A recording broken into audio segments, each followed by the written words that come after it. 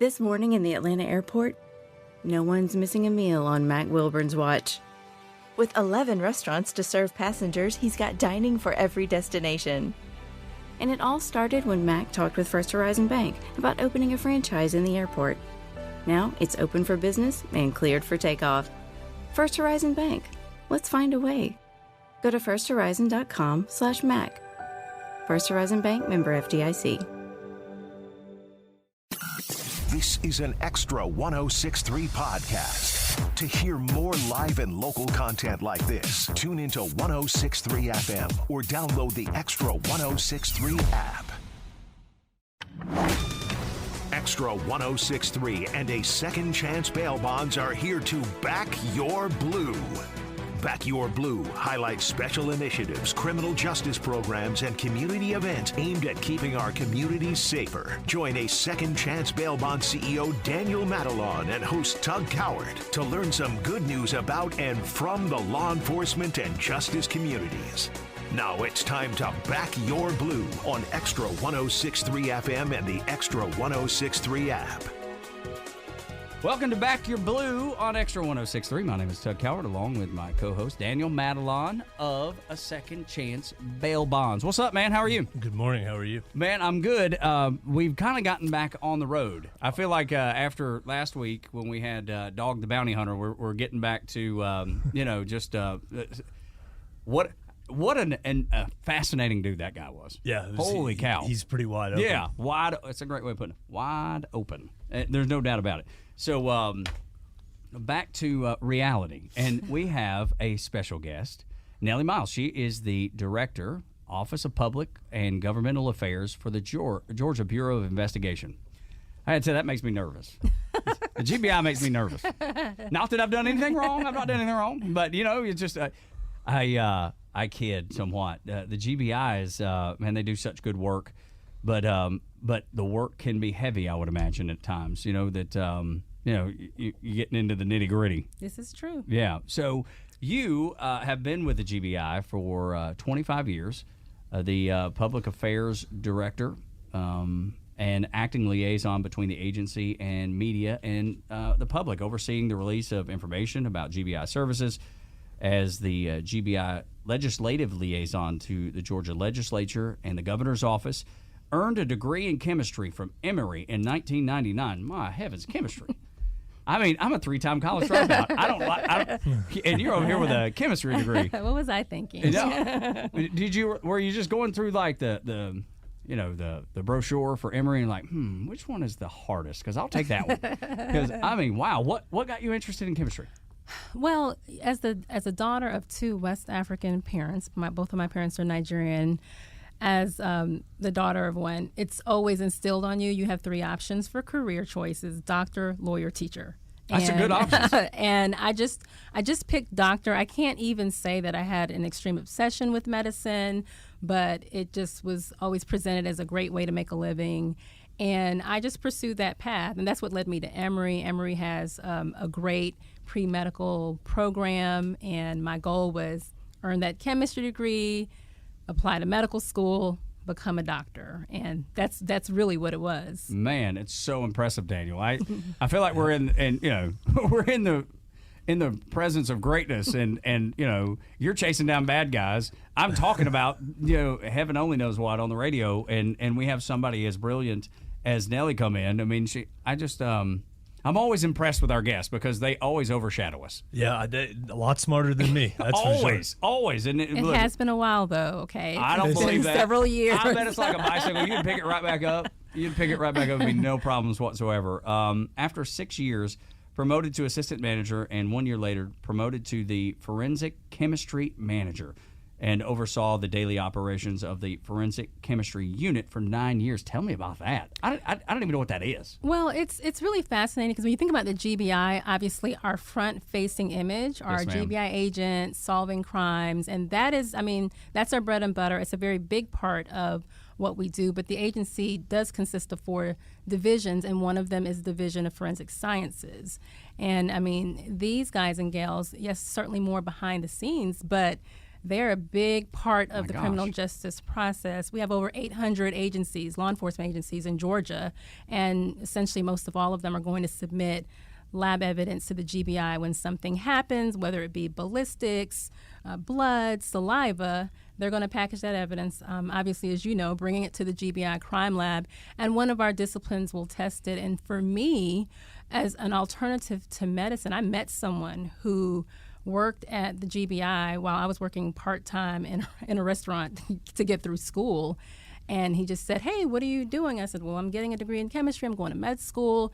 At the time, I just wasn't 100% sure if I wanted to. At that time, I thought I'd worked so hard and needed a break. 20-some years old. Chemistry about wiped me out.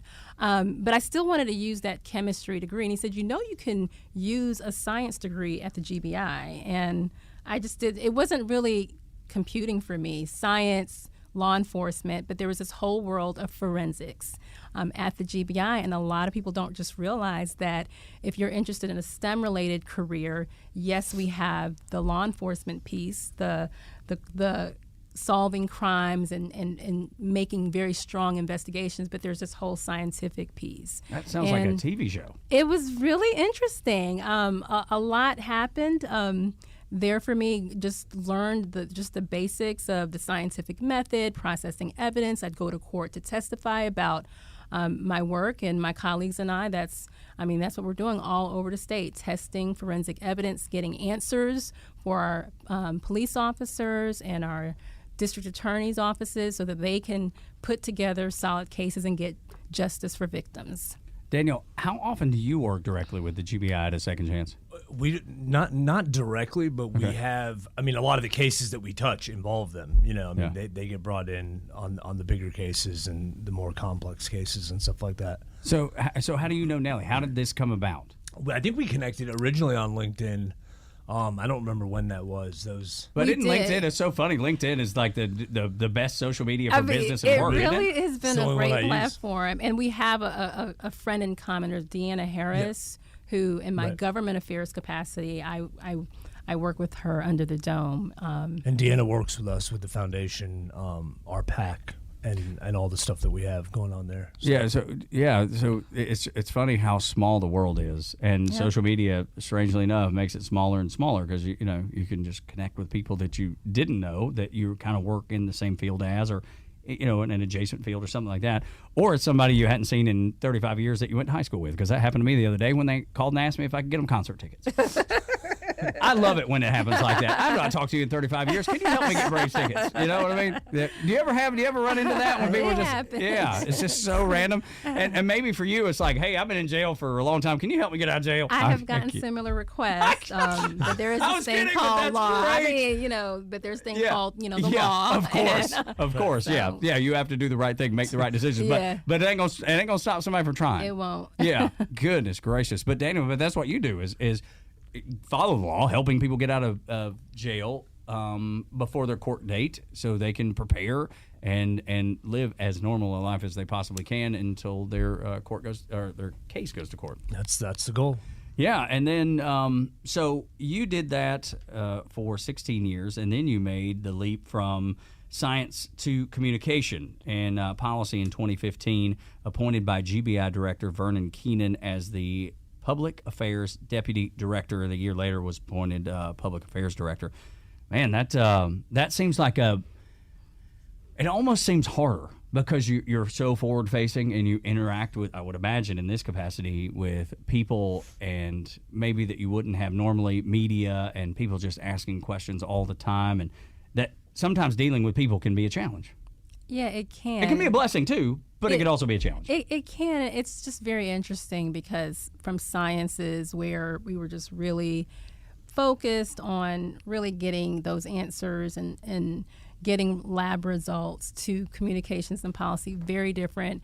We had an interesting set of drug trends in the lab during that time when I was making that transition. It was called at the time, it was synthetic cannabinoids. Synthetic marijuana is what it was dubbed in the public, where a lot of young people could go to the gas stations, remember K2 Spice. And I remember going to school during career days, and they were telling me more about it. It was interesting because I initially blew it off as one of those, fleeting trends, but it was accessible, it was legal. And the GBI worked really closely with the Georgia legislature to help them change some laws so that we can get that off not just the counters, but also prevent future issues. And in that role as a chemist, we were getting a lot of questions from the Georgia legislature. We'd get questions from the media. And one time, I did one interview. Someone said, "Oh, can we talk to the chemist?" And I'm looking around like, "Oh, me, the chemist?" I TV had no idea what they were really doing over there. I was just like, "Okay, hair, makeup, let's go." Sure, let's do it. But I really appreciate the opportunity just to educate the public on what we were seeing, what we were doing. And I did one interview, which turned into a few other interviews. And then I got the bug a little bit. I was like, what are they doing in public affairs? And started planting a few seeds, saying that I wasn't really trying to leave the lab. I just was wanting to learn more, to help out in any way broaden the horizon a little bit. Broaden the horizon. And one day, an opportunity came up. They created this deputy director position in the office as the office scope was growing. And I walked into that role, and a year later assumed the public affairs director role. So yeah, it is extremely different, but it is a very rewarding challenge, I will say. Was it intimidating at all? Because it seems like it would be. From my perspective, I think I'd be a little intimidated. I mean, yeah, I'd be the GBI spokesperson. Yeah. Absolutely. If anything, it was one of those dream jobs that I'd have maybe 2 days before I retired. And then I'd be like, I'm out. I did that. I never thought, I just never thought it would come, at that particular juncture. But I mean, I have loved it. It's tough work, but no it's question. Worth it. It is so worth it.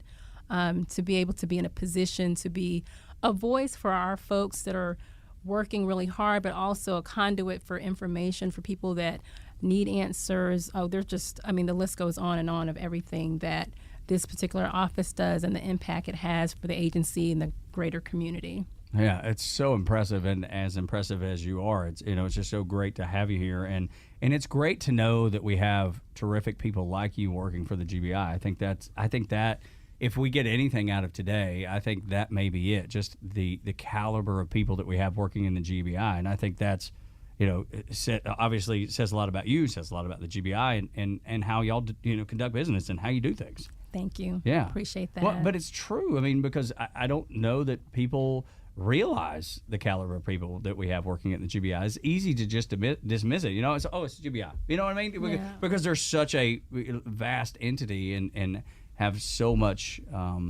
presence in the state of Georgia and what they do, but to know that it's being,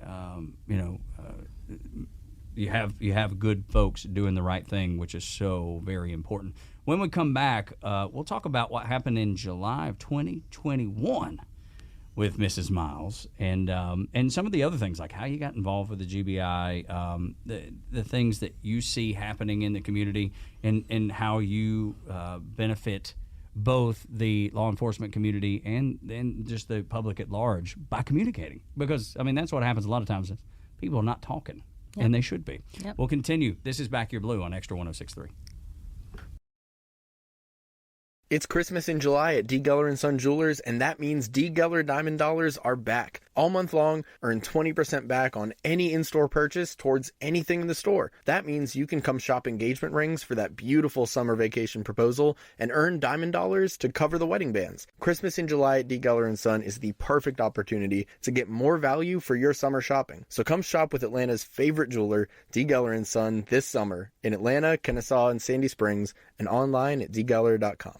Tonight in Arkansas, there's a mother tucking in her daughter and turning off the light. A business owner is burning the midnight oil. An at-home dinner date is plating up possibility. And it's all happening under one roof.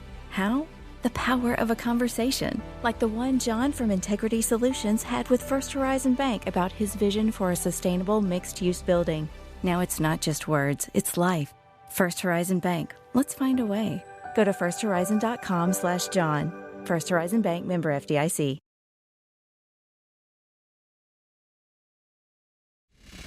This is Back Your Blue, presented by A Second Chance Bail Bonds, live on Extra 106.3 FM and streaming for free anytime on the Extra 106.3 app. Welcome back to Back Your Blue. My name is Doug Cowart. This is Extra 106.3, along with Daniel Madelon of A Second Chance Bail Bonds. Another great guest today, Daniel. Nelly Myers of the Office of Public and Governmental Affairs for the GBI. So awesome to have her. Yeah, absolutely. This is their organization does some of the stuff that you watch on TV. You know, I know, right? Interesting. We said in the last segment, it does seem like a TV show often. Do you ever get that comparison where people? I mean, we can't be the first people that go, "Man, that looks like a TV show." You know, you're not the first. No, I didn't expect so. Something tells me. But does it come up a lot? I mean, are people fascinated by what you do like they are fascinated by the TV show because it's real? I mean, I think so, but I mean, there's just been forensics and true crime, obsession. Absolutely. People want to know what's going on. In fact, they want to know that they can be so helpful and they think they can help us solve the cases. That's how interested they are in it. That's really happened? Oh, yeah. What do you have, definitely, people try to be pen pals with you? I what mean, happens? well, social media gives, I think, that platform to say, hey, have you tried this? I've got this information, where there are people out there, there's super sleuths, they're doing their own investigations, and we've definitely had people who've said, hey, we've got information, and we always welcome information from the public if there's legitimate information, but certainly you do have to go through the training, be an employee, and all that good stuff before you can actually take on the case of your own. But have you ever had someone in the public bring forth something that they, you call it an investigation, call it looking into, however you want to describe it, where they were actually right, though? Have you ever had that happen? I think we get legitimate information from the public all the time, which is, as we alluded to earlier, why it is so important to have an office like Public Affairs, Public Information, where we're communicating and setting the stage to continue to build trust with the community so that they feel like they can come to us with information. Mm-hmm. I love that, because that's the thing that I feel like in the last few years that we've struggled with, and that's not just trust between public and the police departments or agencies, but vice versa, and we just feel, I don't know, it just feels right now that trust is something that we lack in everyday life, and it's great that I hear you working hard to rebuild that with the public and vice versa.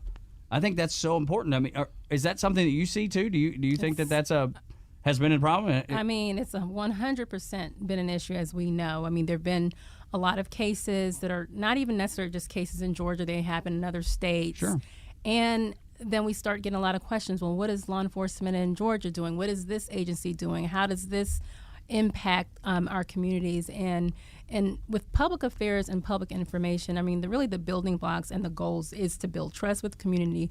The way that we look at it is that you have this bank account of community trust, and every good action, every good deed, every message that we share online, every piece of that is a deposit into that bank of community trust, because we do know that one day we'll have to make a withdrawal. Something bad's going to happen, and we're going to have to make a withdrawal from that piggy bank. And so we want that bank to be built up so big that if something happens, it's like, oh, you know what, GBI has a solid reputation, and it's not going to come crumbling down a reputation because of it. But it is an ongoing battle. Sure. It is something that our office is very serious about doing daily, whether it be through the community outreach, whether it just be replying to media questions about what's going on, whether it be if something happens, being in a position to say, okay, let's get as much information as possible so people know what's going on, because we understand we can't do this alone. I mean, we need the public. Yeah. Okay, they're our voice, their eyes and ears to get that information to us so that we can solve as many cases as possible. Especially with social media being the way it is, where somebody can say something and it has no relevance whatsoever or no truth. And it gets spread and it takes off like wildfire, and I'm sure your office sees that with regularity with the line of work you do. How do you combat that? So building trust is big, but of course you hit on, they know, folks in this room know misinformation and disinformation It is a big sore spot because people go online, and that's where we usually have most of our challenges. It's not coming necessarily from reporters, because reporters, they have to follow, certain guidelines. If there's confusion, then we can talk to them and we can say, hey, this wasn't reported right. I request that you make this change. But people online, they can sit behind their keyboards on their phones, and we have seen ninjas. Yes, ninjas, and just literally just make stuff up. And in some cases, that's their goal, is to create confusion and create basically, a place where people don't trust law enforcement. And it's very hard. The biggest thing to do that is to make sure that we have a platform. We're online. There's still a lot of law enforcement agencies that they're maybe still timid about being online, being on social media, getting out there. But for the GBI, you're going to hear, if something's happened, the message needs to come from the GBI. There needs to be a place. There might be other voices, but you as a person who is a citizen that knows, okay, I need to get some information, you're going to be able to go to the GBI website. You can go to GBI social media and find out what's going on. That's the big thing, is to continue to pump the truth, the facts, and to correct. Sometimes we have to go out there and say, listen, there are some lies out here. This is what the lies are. Here's the truth. Here's where you need to go to point people to the right place. And not every agency does that. Not everyone understands how critical it is. And then there's some agencies that are not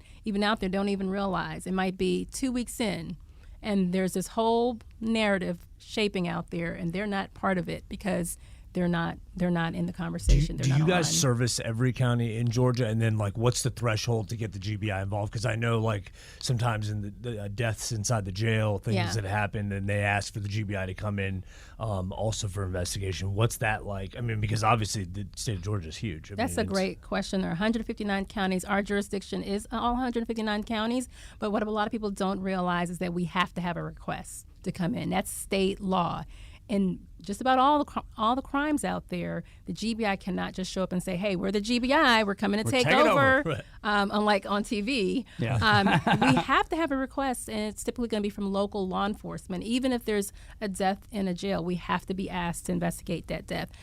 Police-involved shootings, I would say the way that we're set up, especially since 2016, just about every single law enforcement agency, if they have a police-involved shooting, one of their officers uses force, and it results in death or a serious bodily injury, they're just going to call the GBI. That is part of their own internal protocols. But again, we still have to be invited in. We have to have that request. And I think it's smart because it adds that extra level of transparency. I always would encourage any sheriff or any of them to include the GBI, just because from the public's perspective, it's like, hey, we're not trying to hide anything. We just want a thorough investigation and it done correctly. Absolutely. No, it only makes sense to do it that way. But so, is there reluctance ever to bring in the GBI? It seems like that would be, because back to your point, we want everything to be as transparent as possible. Well, if you're on the flip side of it. Yeah, exactly. So I suppose the answer is yes.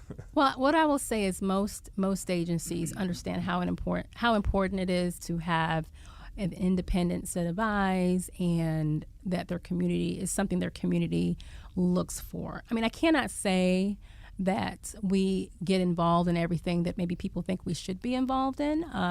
There's some agencies, they're elected by the people. The local law enforcement, truly, they do have the most authority when it's their communities, okay? And I can imagine in some cases they would want to be able to say, we've got this, we got it under control, we're handling it.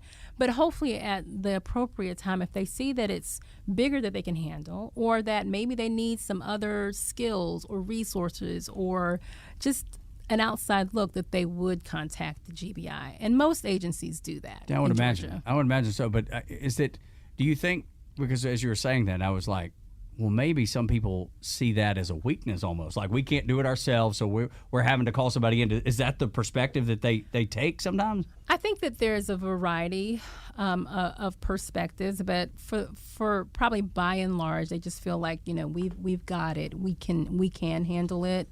And only until it gets to that point where oftentimes what we'll see is that you've got community activists or even just the public saying, why isn't the GBI involved? If you flash back to that Ahmaud Arbery investigation. In South Georgia. In South Georgia, the GBI was not involved. We didn't get a request until the video comes out, goes viral, and then people are asking questions, and then, we're involved. And, fortunately, most cases don't happen that way. But, yeah, there are a variety of reasons why they would just want to handle it themselves, a local agency. In July of 2021, under Ms. Miles' leadership, the GBI's Public and Governmental Affairs Office was awarded the Dr. Curtis McClung Award for Excellence by the Georgia Association of Chiefs of Police. Jeez, man, that sounds like that's like a gold medal or something, isn't it? As we get ready for the Olympics and all that stuff that's going on.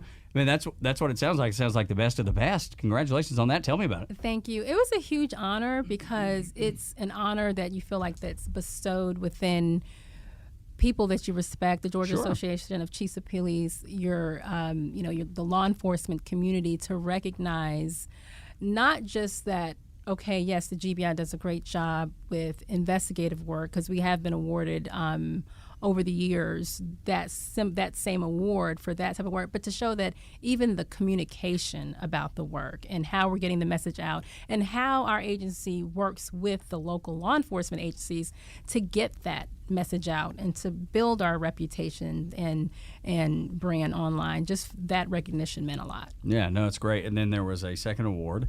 June of 2022, recognized Woman of Collaboration Award by the National We Ministry. Tell me about the award and then the organization.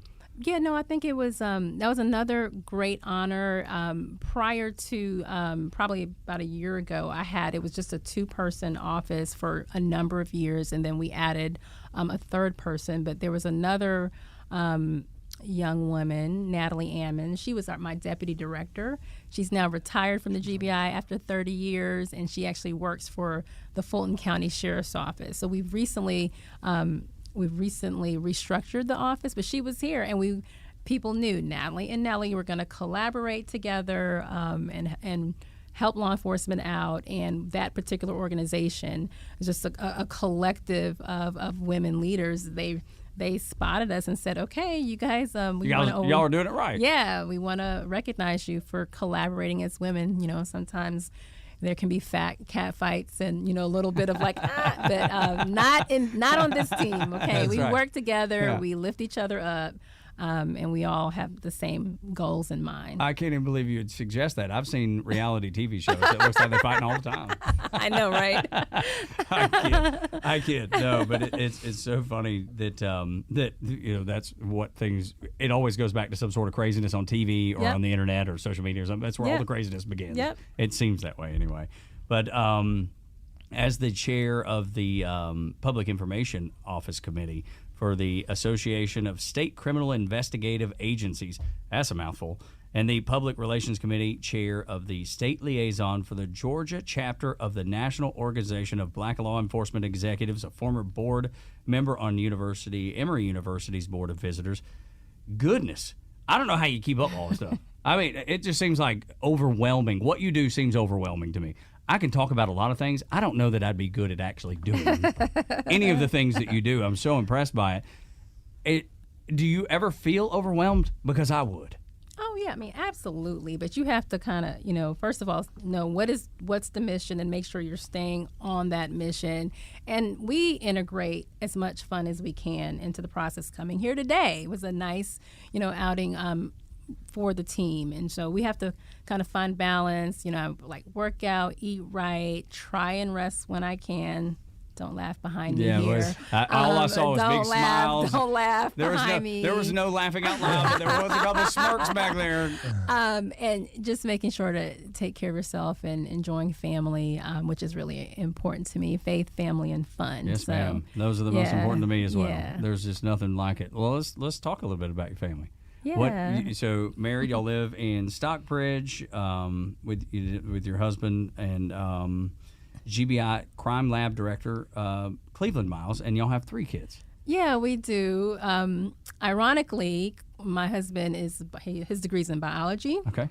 And I met him at the GBI. No. Met him at the GBI in the chemistry section. A former GBI director, one of the first command staff meetings, and he says, "Oh, I guess you can say y'all had chemistry." Boom, boom. And I was just like, he hit you with a dad joke. Let's go. Funny, you're so funny.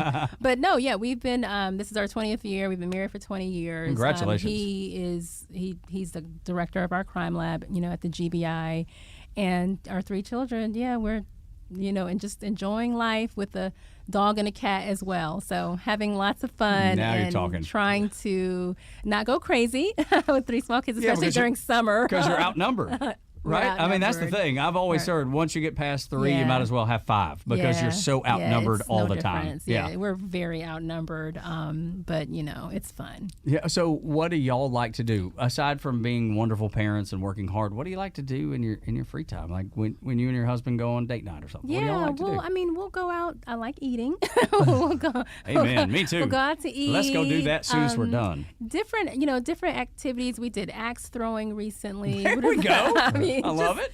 Different. I've always been scared to do that. But it was no injuries. It was that's really good. That's good. Really good. But just a variety of different activities, concerts, picnics, absolutely. cookouts. Love just it. All of it. Speaking my language. Now, what are the kids into? How old are they? They are. Let me see if I can do this. This one just had a birthday. 8, 10, and 13. 8, 10. So this is prime age for being active. So y'all are going from ball field to band practice to got everything going. We have a lot going, and we're just trying to really focus on that life doesn't revolve around a device right now. Yeah, which is a challenge in and of itself. Yes, no, that's exactly. Great. So, but what do the kids do? They like sports? Do they like music? What do they like? They're really on the creative side. Okay, they like cool. arts. Art and music is really, really their big thing. And we haven't quite gotten to all of the sports that people told me that we would. They'll try a sport for a season, and it's like, okay, I want to try something else. So there's nothing wrong with that. Right. Probably gonna be really smart biology and chemistry. They're like, we're not forcing that. At first, it was like, okay, you only have one option, but now I'm like, you know what? It's okay. Just successful. Are you stricter on the oldest than you are the youngest? Because that is, my wife and I only had one, and he turns 20 soon, and he's over at College of Charleston going to school, and so I don't have actual evidence that this happens, but my wife is one of 4 sisters, and she was the second oldest, but she was like the youngest. Danielle, she got away with everything. Is that true? Do you see that in your own house? Well, because you're in law my enforcement. daughter would probably say it's true. My oldest, my 13-year-old, but I'd like to say I'm pretty well, even keeled. Even keeled. Yeah. I would like to. That's my perspective. I'm sticking to that story. I love it. That's so good. No, it is. It just seems like that could be a real thing, because my wife would tell me, she was like, I think my parents were just tired because they had 4 girls. Let me tell you, they grew up. My wife, I'm from Northwest Georgia. My wife's from upstate New York, and they grew up, and it was my father-in-law and his wife, 4 daughters, and a mother-in-law living in one house with 1 bathroom. Ooh. But I'm telling you, dude has superhero skills to be able to navigate that. Yeah. And he has an uncanny ability to hear what he wants to hear and nothing else. Like he can physically tune people out. Yeah. It's amazing. Yeah. So it's a skill. It is. I'm telling you. Are those times when the kids are just in chaos? You're like, I'm just gonna walk in here in the living room just to get back on some sort of even plane, so I can go back here and make sure everybody's acting right. I mean, at least once a day. Yes, I mean, of absolutely. Absolutely. Yeah. Yes. Mine's almost 20, and I'm still doing that. Yes. No, it's unbelievable the way it all works out. But and how long has your husband been with the GBI? And how is it working together? I mean, I know you work separately, but kind of together. Yeah, I mean, I think it's been really, really great because we had similar career paths initially. He was a biologist, I was a chemist. Mm-hmm. I became an assistant manager. He was assistant manager. I became the chemistry manager. He's the biology manager. And once I hit that chemistry manager and I left the lab, and I think it gave us, an opportunity. At a certain point, we were going to bump into each other and say, okay, wait a minute, who's getting that job? Is it me or you? But I took that path, and I think that, we're both part of the agency command staff. Sure. He's been there a little less than 25 years as well. My 25 is in August, but it's really worked out great because he works in the lab, and that is more traditional hours, the 9 to 5s. Our office is not. No, you're right, because people are reaching out to you at midnight 7 or days 3. a week. That's exactly right. 7 days round the clock. And so it's always something like right now we're in the process of waiting on information on an officer-involved shooting we just had in Douglas County. Yep. So I think it helps in that just when it comes to carpool, he can sort of deal with that, and I can pick up other places, and I feel like we work really well together. That's and he awesome. also understands the life. Right. He understands the life, which is really nice. I would imagine your job is the same way, where it's just 24/7, 365. Yep. If it's not you, it's somebody on your staff that's fielding calls and requests. Yeah, nonstop. no days off for sure. Yeah. It's 24/7. How do you deal with it though? Like what? How do you release a little bit? Because there has to be, just like with Nelly, there has to be that moment where you just go in another room and decompress for a minute. And when somebody's pulling at you all the time, it seems like it would be difficult to do. Well, I think having a great team, and I'm sure she has an amazing team where she's at, and that structure, I think, helps you navigate, but it's never like the same for me. So I'm up at 2:00 in the morning, then up at 6, and weird schedules. There is no schedule. Yeah, and I would imagine it's got to be the exact same way. The exact same. Yeah, thankful for my team. No doubt, no doubt. Me too. Yeah. Well, tell us about your team. So, who all do you have? How big is the team? Who all is on the team? Well, the team could be certainly bigger, but it's a team of, as far as full-time, I have four people on my team, including myself. I have 2 public affairs specialists that are with me today, Lydia Buller, Jade Hensel. Both of them are responsible really for the day-to-day. If a news inquiry comes in and we need to get it online, they help really run a lot of the GBI online presence, which is a huge part of the job, with all the questions and all of the creating the content and just all of the news that the GBI makes, because we managed to get involved and pulled into a lot of different things. Sure. I have an office manager that just helps with the administrative piece that's back in the office. And today I have 2 interns with me, and I'm really excited to have Daniel. He's at the University of Tennessee, Knoxville. And then Erica Jan, she's actually at Texas A&M. Interns. Just and I love won interns. a national championship in college baseball, and those 2 teams played each other. How about that, man? Oh, no, I didn't know that. We got to do something with that. I'm telling you, it just ended last night. How about that? Well, congratulations to A&M, and congratulations to Tennessee. I mean, that was quite a good run. They got incredible programs, but national championships just won by those Texas A&M Aggies.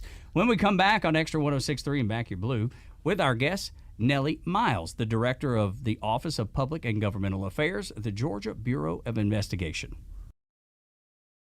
It's Christmas in July at D. Geller & Son Jewelers, and that means D. Geller Diamond Dollars are back. All month long, earn 20% back on any in-store purchase towards anything in the store. That means you can come shop engagement rings for that beautiful summer vacation proposal and earn diamond dollars to cover the wedding bands. Christmas in July at D. Geller & Son is the perfect opportunity to get more value for your summer shopping. So come shop with Atlanta's favorite jeweler, D. Geller & Son, this summer in Atlanta, Kennesaw, and Sandy Springs, and online at dgeller.com. This morning in the Atlanta airport, no one's missing a meal on Mac Wilburn's watch. With 11 restaurants to serve passengers, he's got dining for every destination. And it all started when Mac talked with First Horizon Bank about opening a franchise in the airport. Now it's open for business and cleared for takeoff. First Horizon Bank. Let's find a way. Go to firsthorizon.com/Mac. First Horizon Bank, member FDIC.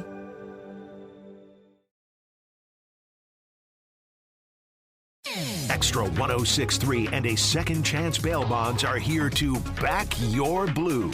Now back to the show on Atlanta's only conservative news and talk station, Extra 106.3. Welcome back. Final segment of Back Your Blue here on Extra 106.3. My name is Tug Cowart, along with Daniel Madelon, he is the CEO of A Second Chance Bail Bonds, and Nelly Miles, she's the director of the Office of Public and Governmental Affairs for the GBI. So a couple things. I want to get to the good news. Anything that you want to share that's happening at the agency that people and the public should know about? It's just the good news. There's plenty of bad news. You can turn on the TV, you can open a web browser on your phone, social media, and find all kinds of bad news. So let's get to the good news. But I want to learn about the new cold case unit. Oh, that's actually good news as well. That's part of the good news. That's okay, part good. of the good news. The GBI, the last legislative cycle, we were awarded funding to form a cold case unit for the GBI. It was very significant because it was patterned off what was called the Coleman-Baker Act. And those were just two cold cases where one GBI was involved in, another one significantly involved when Tara Baker, who was a UGA law student who was murdered over 20 years ago, we were involved in. And our very first solve from the cold case unit was the Tara Baker case. Wow. And it was just this is huge deal. Meeting her family, having her family there, it just given an opportunity to get some answers. The case is still active, but what's so great is that we had some retired GBI agents as well as current agents that are just dedicated to going back, and a family can make an application to have a review of this cold case. And so I'm just really excited about all of their work they're doing, because it also sort of pairs up with a new service that the GBI is bringing back, and that's going to be behavioral science services. It's basically like profiling, like criminal profiling. And so we've got two agents that have been in training for now going on 3 years to become certified profilers, and that will just give just another potential service so that we can kind of go in and dig into these cases, get victimology, try to kind of do a profile for what a suspect could look like, and just another opportunity to solve these cases. No, it's amazing. It really is remarkable. How did you get that off the ground? How'd you get that up and running? Well, the cold case unit, we were able to hire, we basically took really seasoned criminal investigators that we already had at the GBI in the investigative work units. These are the investigative division, and took those agents, and they were able to come together to form that unit. It has a supervisor as well as a couple assistant supervisor, and taking the talent that's already within the bureau and coming together, working with some of our regional investigative offices. It's made great success so far. Holy smokes, yeah, that sounds unbelievable. You're talking about sounds like a TV show. That really, I mean, everything y'all do kind of sounds like a TV show, but this one, no doubt. Daniel, have you seen anything like this before in other with other units and people that you work with? No, I mean, you talk to a lot of the investigative people, speak so highly of the GBI. So when they, like she said, when they make the request, so I do hear bits and pieces from that side. But I've never directly been to GBI. I've never actually seen the facility or anything like that. I feel a field trip is in order. We can make that happen. That would be cool. That'd be so awesome. My goodness, that would be terrific. What other good news do you have? Because there's just all kinds of things that are going. I mean, y'all are busy nonstop, so there has to be so much that you're so proud of. There is a lot that we're proud of.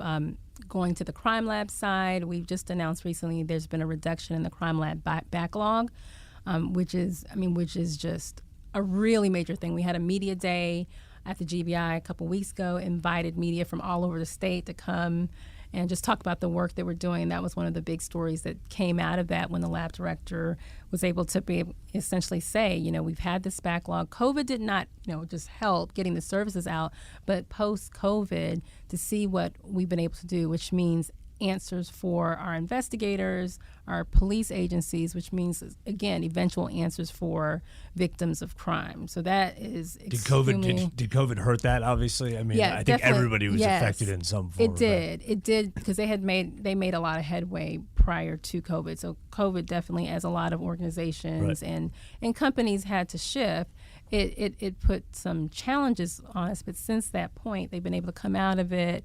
They worked extremely hard, and now they've reduced the crime lab backlog. It's just really significant when you talk about, like I said earlier, the important piece that they play in the puzzle of the criminal justice process. What is the coolest story as we get ready to close out here? What's the coolest story that you have, like something that you participated in, that you were a part of, that stands out as one of the most, it's just one of those career-defining moments, or at least your own experience? It was like, man, this is amazing. I can't believe that I was a part of this. Ooh, I'm sure countless. There are quite a few. There are quite a few stories. But I will tell you that the moment, and it's a little bit tougher. It's not necessarily like, oh, great news, but probably the moment that was defining as far as this role was a moment in 2016 when we had 2 South Georgia police officers that were killed in the line of duty. And prior to that point, I would say that there just was, a lot of GBI was, we were behind the scenes, but we probably weren't out there when it came to communications, as we were kind of transitioning into how we communicated. And I just remember, leaving headquarters, going to South Georgia, deploying, and just the coordination amongst state, local, and federal agencies, us getting the information out, doing calls for the suspect to turn himself in. At that time, watching now my friends going out there to try and catch the bad guy, and just being part of that process and making these lifelong friends with those communicators from those agencies. That was definitely a significant moment for me. And then probably the second one was definitely being part of the Ahmaud Arbery investigation and that communication, and just keeping up with the mass amount of requests for information. I'm sure. And just seeing where the case stands right now and getting everything up to speed. Those were probably the 2 of the bigger case moments. There's obviously a lot of cool things, but those are just really kind of impactful and stay with me. Who's the coolest person you met on the job? Who is the coolest person? I mean, I would imagine. I can't call anybody out. I mean, there's just too many. Like, why are you going to do this to me? No, I can only imagine that you run into just the most incredible people. I mean, it's cool. I mean, I would probably say maybe the governor. Okay, I mean, because the governor is. I was going to say. I mean, because I will say, and I always say this. This particular governor. I mean, he knows me by first name. That's cool. And there's some. I've had interns who. I had an intern. I just thought this was an interesting story. Who had left, and her father was at a meeting and with the governor, and the father said, "Oh, my daughter interned with Nelly," and the governor said, "You mean Lily?" And he remembered my intern's name. Wow! And so I just thought that was interesting. That he's is like cool. All right. The king of selfies. So I would probably say, king of selfies. I mean, he's the king of selfies. So I'd probably say the governor. I think, there you go. Yeah, that's a good one. Cool. That's a good choice. Absolutely. Nelly, thank you so much for spending time with us today. Your job is so fascinating. You're so fascinating, and you're just really just a ray of light and hope that I think a lot of people have. How can people reach out to you or the GBI if they need to in some way? Because just go back to where we started, just developing that trust and that rapport. What's the way that people get in touch with the GBI if they need to? Well, the easiest way is just to go on our website. But my office, they can just email us public affairs. It's publicaffairs@gbi.ga.gov. publicaffairs@gbi.ga.gov. Nelly Miles, the Director of the Office of Public and Governmental Affairs at the GBI on Back Your Blue on Extra 106.3. Y'all have a great day. This is an Extra 106.3 podcast. To hear more live and local content like this, tune into 106.3 FM or download the Extra 106.3 app. It's Christmas in July at D. Geller & Son Jewelers, and that means D. Geller Diamond Dollars are back. All month long, earn 20% back on any in-store purchase towards anything in the store. That means you can come shop engagement rings for that beautiful summer vacation proposal and earn Diamond Dollars to cover the wedding bands. Christmas in July at D. Geller & Son is the perfect opportunity to get more value for your summer shopping. So come shop with Atlanta's favorite jeweler, D. Geller & Son, this summer in Atlanta, Kennesaw, and Sandy Springs, and online at dgeller.com. A lifetime of hard work, children laughing in the kitchen, family photos on a restaurant wall, a legacy that lives on. It all comes from the power of a conversation, like the one Tommy Hall had with First Horizon Bank about taking over his father's Charleston-based restaurant business. Now the table is set for a whole new generation. First Horizon Bank. Let's find a way. Go to firsthorizon.com/Tommy. First Horizon Bank, member FDIC. Hey sandwich lovers, today's your lucky day. There's a whole new way to roll for lunch or dinner delight with Nucky's Hoagies in the Roswell Corners Shopping Center. Now open. Nucky's Hoagies in Roswell is family owned and operated by the Sub-Sisters, Stacy and Shannon, whose love language is food and Nucky's Hoagies, their passion. When you bite into a Nucky's Hoagie, you'll taste the difference. The softest hoagie rolls ever, along with hunger-quenching sandwich combinations. Make Nucky's Hoagies in Roswell on Woodstock Road your new favorite spot for lunch or dinner.